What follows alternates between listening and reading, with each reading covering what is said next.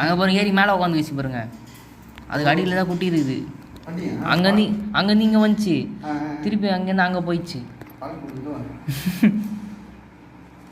இன்னும் ஆனால் குட்டி ஒரு உணர்ச்சியே இல்லாமல் இருக்குதுண்ணா. இதை பாரு நான் குட்டி இது கடியில் எதனா தள்ளிச்சுண்ணா. அதோ பாரு தோகுது பாரு நான் குட்டி.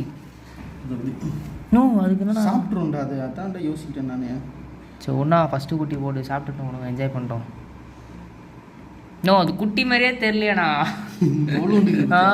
அப்படின்னா இன்னும் ஒரு 4-5 வரும் உள்ளேருந்து இல்லை தெரியலையே. எத்தனை போடணும்னு தெரியல. அபவுட் ஆம்ஸ்டர்னு யூடியூப்லலாம் போட்டு பார்க்குறேன். எத்தனை குட்டி போடுது பார்க்கலாம். 10 குட்டி போடும்.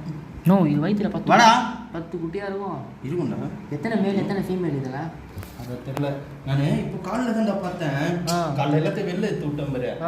வெளில எடுத்து விட்டுட்டு வெளிலனா இப்படி வெளில சுற்ற விட்றீங்களா? ஆமாம், இது அங்கே தான் கக்கெல்லாம் பிண்டிச்சு. எதுவும் பண்ணாது. இது எங்கேயும் ஓடுறாது. ஓடாது. அதுக்கு தான் இந்த கதவு சாப்பிட்டு. சோறுலாம் ஏறாது. எனக்கு எலி வாக்கையே பிடிக்காது. இது கொஞ்சம் பார்க்க அழகாக பிடிக்குது. ஏன்னா எனக்கு எலினா சின்ன வயசுல இன்னொன்று வருதுடா. எங்கண்ணா வருது? கால்னா அது முக்குதுடா. அப்படி வந்தா ஓகே. வெளில எடுக்கிட்டு வந்து நீ வேற நான் அழுத்திட்டேன். பிரசவம் பார்த்துருக்கேன் நான் இதுக்கு போயிட்டு. ஆஹாண்டா, அதுக்கு நான் அழுத்தத்துல கீழே இருந்து எடுத்து உள்ள போட்டேன் பாரு. அப்போ அழுத்திட்டேன். எல்லாத்தையும் எடுத்து வெளில விட்டேன் பாரு.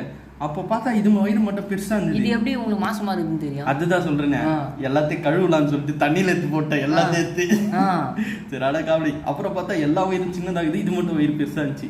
சரி ஒருவேளை பிரெக்னண்டா இருக்கலாம். எத்தனை மேல எத்தனை ஃபீமேல்? அது தெரியல, பார்க்கணும். நீங்களே வாங்க. எத்தனை வாங்கினீங்க? 10 வாங்கினேன். 2 4 6 7 8 தான். 2 அதை காணாம போயிடுச்சு. காணாம போயிடுச்சா? ஏய் சாலமன்